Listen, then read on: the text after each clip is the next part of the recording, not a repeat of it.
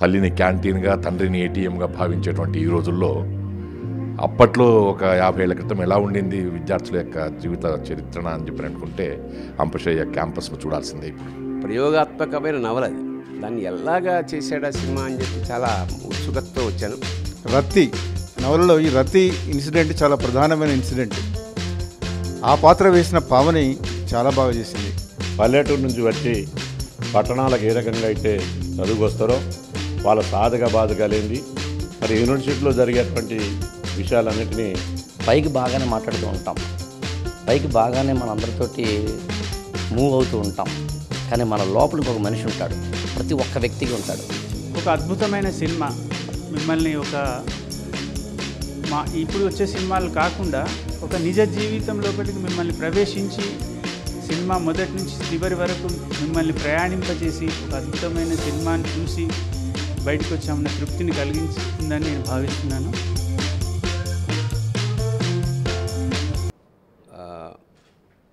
దాదాపు మేము ఇండస్ట్రీకి వెళ్ళక ముందు ఎప్పుడో కాలేజీ రోజుల్లో చదువుకున్న అంపశయ్య అది మొత్తం తెలుగు జాతినంతా ఒక ఊపు ఊపి ఆఖరికి ఆ పేరు అంపశయ్య నవీన్గా ప్రసిద్ధుడు. ఆయన దాన్ని ఇన్నేళ్లకి జైని ఒక ప్రభాకర్ జైని గారు దాన్ని సినిమాగా మలచడం అసలు ఎట్లా, ఎందుకంటే స్ట్రీమ్ ఆఫ్ కాన్షియస్నెస్ లాంటి ఒక ప్రయోగాత్మకమైన నవల అది. దాన్ని ఎలాగా చేశాడా సినిమా అని చెప్పి చాలా ఉత్సుకతతో వచ్చాను. ఫస్ట్ హాఫ్ కన్నా సెకండ్ హాఫ్ నాకు చాలా ఇంప్రెసివ్గా అనిపించింది. అమెచ్యూరిష్ పెర్ఫార్మెన్స్లు ఉన్నాయి కొన్ని, బట్ స్టిల్ అంటే నేను వెంటనే అడిగాను, మా సంగతి సరే సార్ మీకు ఎలా ఉందంటే, నా నవలని సాధ్యమైనంత వరకు చెడగొట్టకుండా తీసేయడం సంతోషించాడు ఆయన. అందుకు సంతోషిస్తూ అంత కొత్త వాళ్ళతో ప్రయోగం.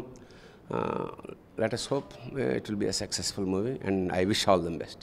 Thank you sir, all the best, God bless you. నేను ఒక 30 ఏళ్ల క్రితం 25 ఏళ్ల క్రితం చదివినటువంటి అంపశయ్య నవలకు ఇన్నాళ్ళ తర్వాత ఒక సినిమాగా రూపకల్పన చేయడం, ఒక దృశ్యకావ్యంగా అది మలచబడ్డం. నవీన్ గారు అంపశయ్య ఏ ఉద్దేశంతో రాశారో కానీ ఇలా ఉంటుంది యూనివర్సిటీలో ఉండేటువంటి క్యాంపస్లో ఉండేటువంటి యొక్క విద్యార్థుల యొక్క మనోభావాలు అనేటువంటి విషయాన్ని తెలపడానికి దాదాపు ఒక 50 ఏళ్ళ తర్వాత 45 ఏళ్ళ తర్వాత ఈ ప్రయత్నం జరగడం అనేటువంటిది ప్రభాకర్ జైని చేసిన సాహసం.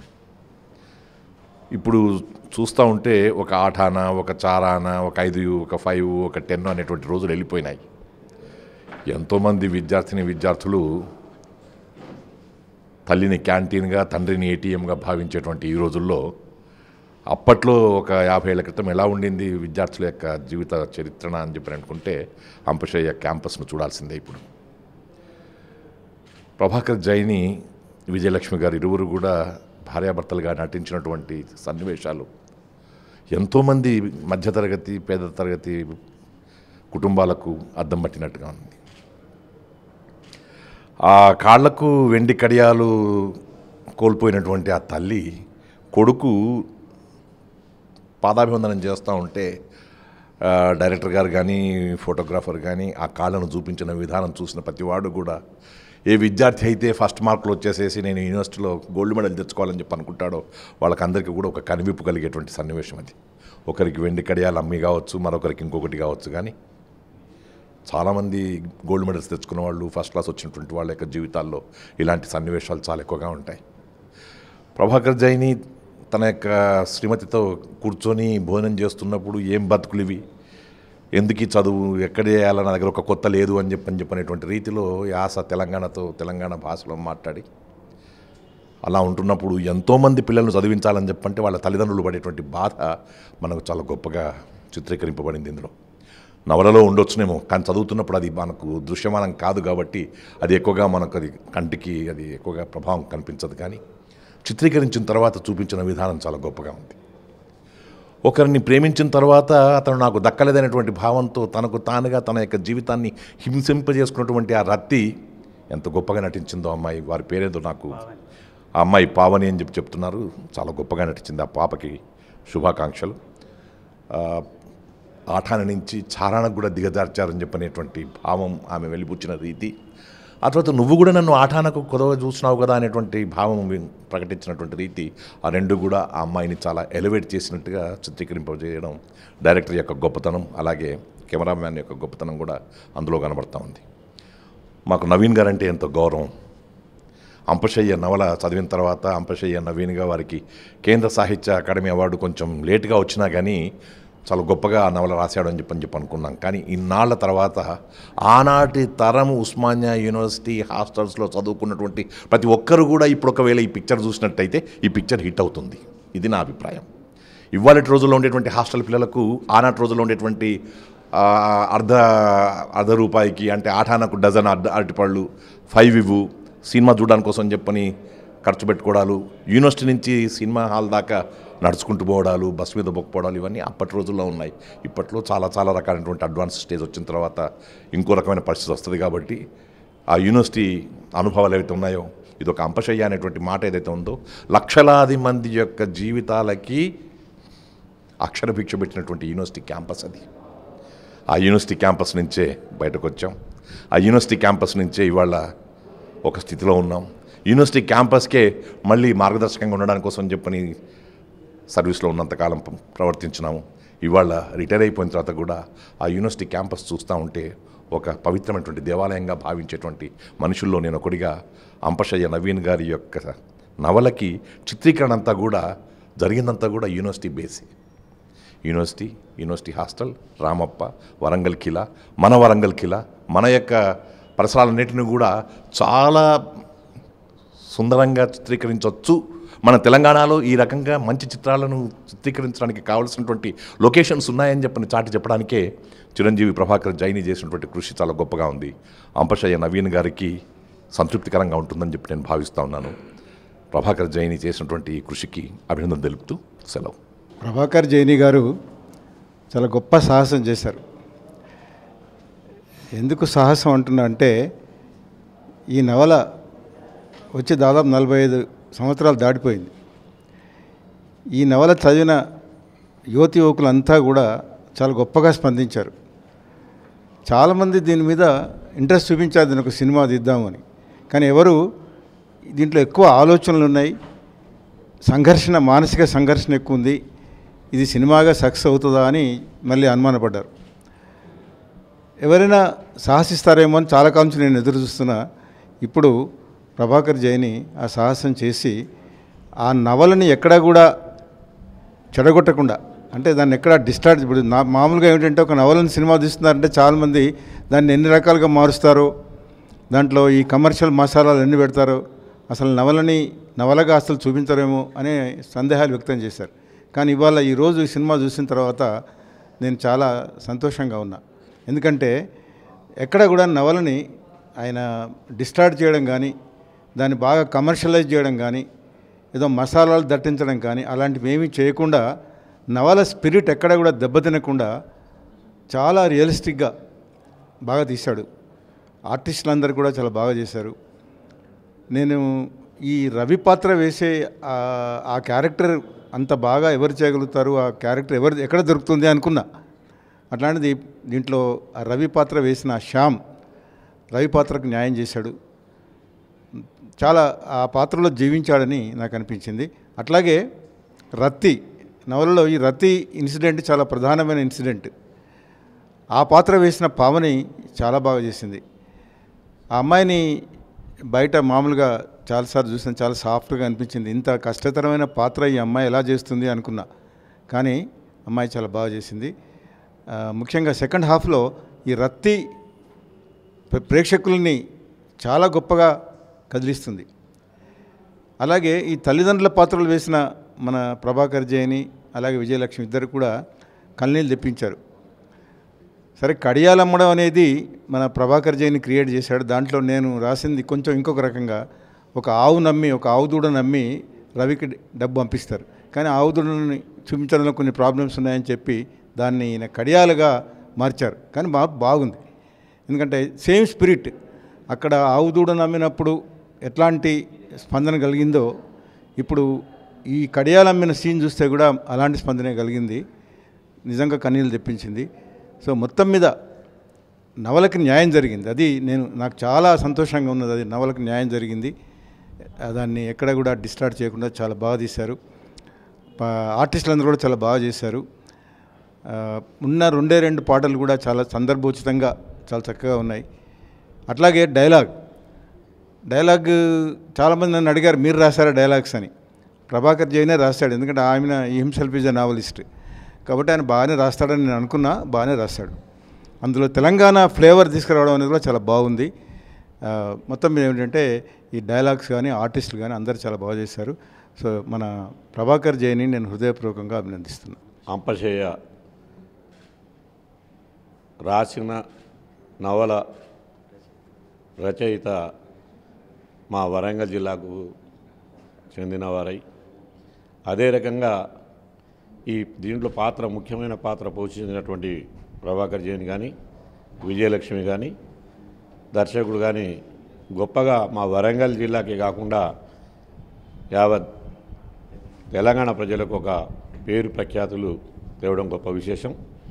అందులో మా నియోజకవర్గంలో ఉండేటువంటి రాంపావు దేవాలయం, మా వరంగల్ జిల్లాలో ఉన్నటువంటి కిలా వరంగల్, చుట్టుపట్టు ఉన్నటువంటి వాతావరణాన్ని, పరిసరాలను చూపెట్టి పల్లెటూరు నుంచి వచ్చి పట్టణాలకు ఏ రకంగా అయితే చదువుకు వస్తారో వాళ్ళ సాధక బాధకాలేంది, మరి యూనివర్సిటీలో జరిగేటువంటి విషయాలన్నిటినీ కళ్ళ గట్టినట్టుగా చూపించే గొప్ప అనుభవాన్ని ఈ తరం పిల్లలకు అందించే విధంగా చూపినటువంటి మరి డైరెక్టర్ గారికి, మరి మా ప్రభాకర్ జైన్ గారికి, మా వరంగల్ జిల్లాకు సంబంధించినటువంటి అందరూ ఉండడం, మరి అందులో ముఖ్యంగా డాక్టర్ కేవి రమణాచారి గారి సగం భాగం వరంగల్ జిల్లానే వారి అభ్యాసం కానీ ఉద్యోగం కానీ చేయడం ఇది ఒక సంతోషదాయకమైనటువంటి సినిమాగా మనం చూడవచ్చు. గత అనుభవంతో ఈ రోజుల్లో జరిగేటువంటి ఆ రోజుల్లో పేదరికంలో ఉండి మరి పావలా పైసలు ఆటనం పైసల నుంచి 10 పైసల వరకు అనేటువంటి అంశంతో పాటు ఈరోజు పెరిగిన అవసరాలను, ఈరోజు ఉన్నటువంటి మరి డబ్బును కానీ వ్యవహారం కానీ ఏ రకంగా ఎంజాయ్ చేస్తారు పిల్లలు, ఆ రోజుల్లో పేదరికంలో ఉన్న పిల్లలు ఏ రకంగా ఎంజాయ్ చేశారు అనేది బాగా చూపెట్టడం చాలా సంతోషదాయకమైన విషయం. వారి కుటుంబాలకు ఈ కార్యక్రమంలో పాల్గొన్న పెద్దలందరికీ మరి శుభాకాంక్షలు తెలియజేస్తున్నాను.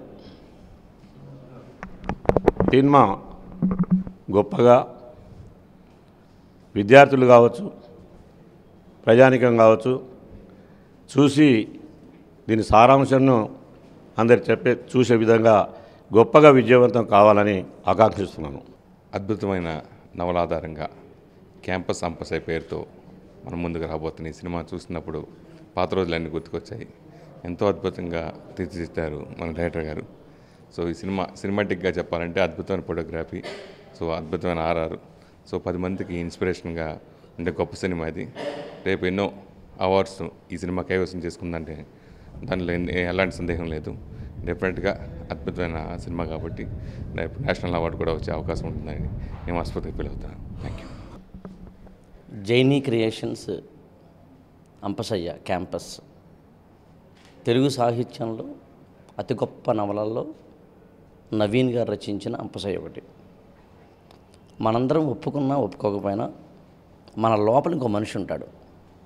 పైకి బాగానే మాట్లాడుతూ ఉంటాం, పైకి బాగానే మన అందరితోటి మూవ్ అవుతూ ఉంటాం, కానీ మన లోపల ఇంకొక మనిషి ఉంటాడు.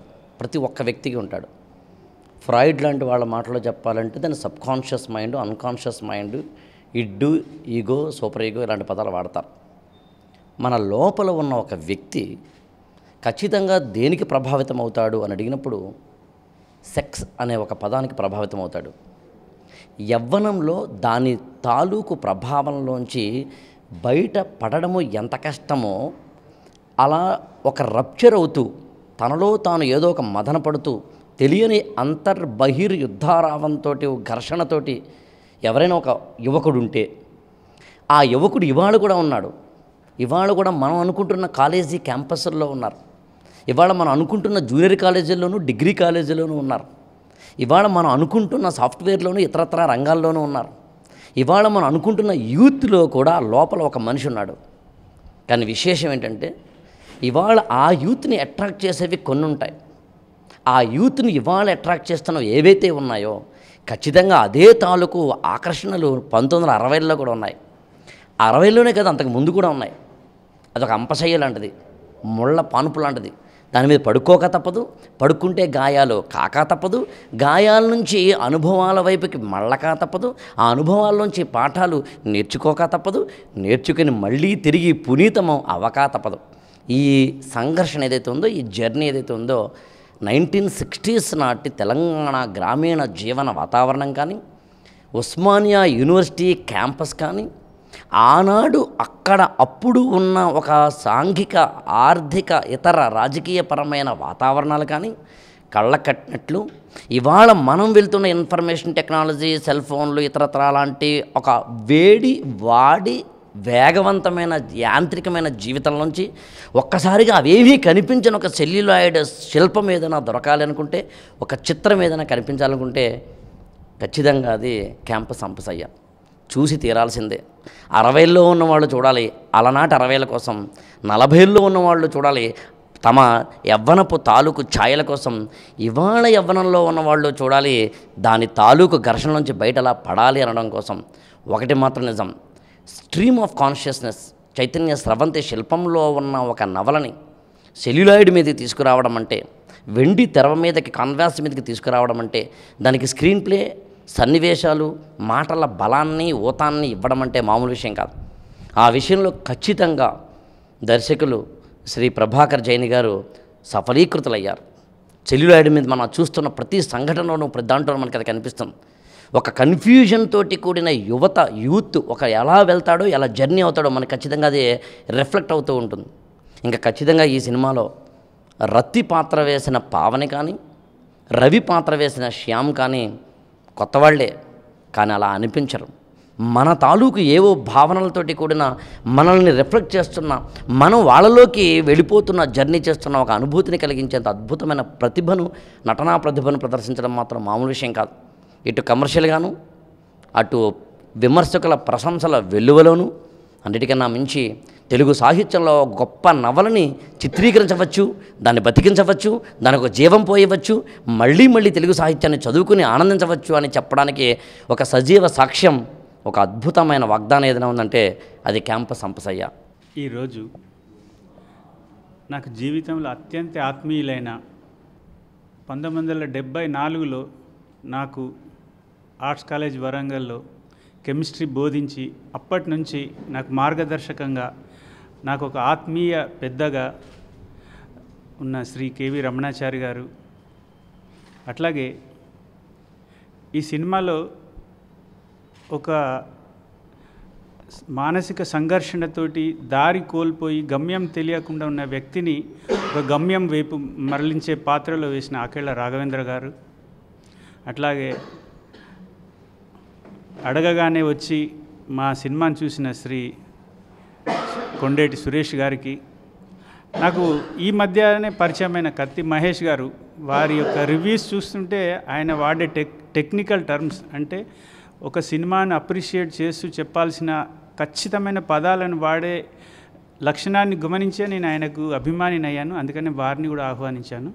అట్లాగే ఈ సినిమాని, ఈ నవలని సినిమా తీయడానికి అనుమతించిన శ్రీ అంపశయ్య నవీన్ గారు, నాకు మిత్రులు తిరుపతి రెడ్డి కోట గారు, ఈ ప్రాజెక్ట్లోనే కాకుండా నేను సినిమా రంగంకి వచ్చినప్పటి నుంచి నాతోటి వెన్నంటి ఉండి అనేక కష్ట నష్టాలు ఓర్చిన శ్రీ నవీన్ గారికి, మిగతా మిత్రులందరికీ ఈ సందర్భంగా నా యొక్క కృతజ్ఞతలు తెలియజేస్తున్నాను. నవలలోని ఆత్మను ఆవిష్కరించడానికి ఒక 3 ఏళ్ళు పట్టింది మాకు. సంఘటనల రూపం లోపల ఆ ఆత్మను బయటికి తీసుకొచ్చి, ఇందాక అంపశయ్య నవీన్ గారు చెప్పినట్టు ఆ నవల యొక్క టెక్స్చర్ని చెడకుండా దాని లోపల ఉన్న సోల్ని, ఆత్మని ఆవిష్కరించే ప్రయత్నం చేశాము. దానికి సరి అయిన పాత్రధారులు దొరకడం వల్ల నేను నా ప్రయత్నం లోపల సఫలీకృతుని అయ్యాను. ఆ ప్రయత్నం లోపల సఫలీకృతుని అయ్యాను. ఇది వ్యాపారాత్మక ధోరణితో కానీ, కమర్షియల్ ఫార్మాట్లో కానీ తీసే ఉద్దేశం లేదు, తీసే అవకాశం కూడా లేదు. కాబట్టి సాధ్యమైనంత వరకు ఒక తెలంగాణ గ్రామీణ జీవితాన్ని 1965-70 ప్రాంతం లోపల ఉన్న తెలంగాణ పేద గ్రామీణ జీవితాన్ని ఆవిష్కరించాలనే ప్రయత్నం లోపల మేము సఫలీకృతులమైన అనుకుంటున్నాము. ఇంతమంది పెద్దల ఆశీర్వచనం దొరికిన తర్వాత ఇది కమర్షియల్గా కూడా విజయవంతమై మేము చేసిన ప్రయత్నాన్ని అందరూ ఆశీర్వదిస్తే దానికంటే మించిన ఆనందం ఒకటి ఉండదు. కాబట్టి అందరూ ఈ సినిమా చూసి ఒక అద్భుతమైన సినిమా మిమ్మల్ని ఇప్పుడు వచ్చే సినిమాలు కాకుండా ఒక నిజ జీవితం లోపలికి మిమ్మల్ని ప్రవేశించి సినిమా మొదటి నుంచి చివరి వరకు మిమ్మల్ని ప్రయాణింపజేసి ఒక అద్భుతమైన సినిమాను చూసి బయటకు వచ్చామన్న తృప్తిని కలిగిస్తుందని నేను భావిస్తున్నాను. ధన్యవాదాలు. అయితే చిన్న సినిమాలకు ఉన్న సమస్యలు అయితే అందరికీ తెలుసు. అయినా కూడా ఈ నెల 29న విడుదల చేయడానికి ప్రయత్నిస్తున్నాము. ఇంకొక ముఖ్యమైన విషయం ఏంటంటే ఈ సబ్జెక్టు విశ్వజనీనమైనది. ఏ ప్రాంతం లోపలైనా విద్యార్థులు ఉంటారు, వాళ్ళు క్యాంపస్లో చదువుతుంటారు, వాళ్ళకి సమస్యలు ఉంటాయి. అందుకని ఈ భాషను తమిళం, మలయాళం, హిందీ, ఇంగ్లీష్ భాషల్లో కూడా నిర్మించాము. అతి త్వరలో అక్కడ కూడా రిలీజ్ చేయాలని ప్లాన్ చేస్తున్నాము. బహుశా తెలుగు లోపల దీన్ని ప్రేక్షకులు ఆదరించకపోయినా నాకు మిగతా భాషల వాళ్ళ నుంచి సరి అయిన గుర్తింపు, ఆదరణ లభిస్తుందని అనేక జాతీయ, అంతర్జాతీయ అవార్డులకు వీటిని పంపాలనే ఉద్దేశంతో నిర్మించాం. కాబట్టి ఆ ప్రయత్నంలో కూడా సఫలీకృతం చెందుతామని గాఢమైన విశ్వాసం ఉంది. ధన్యవాదాలు.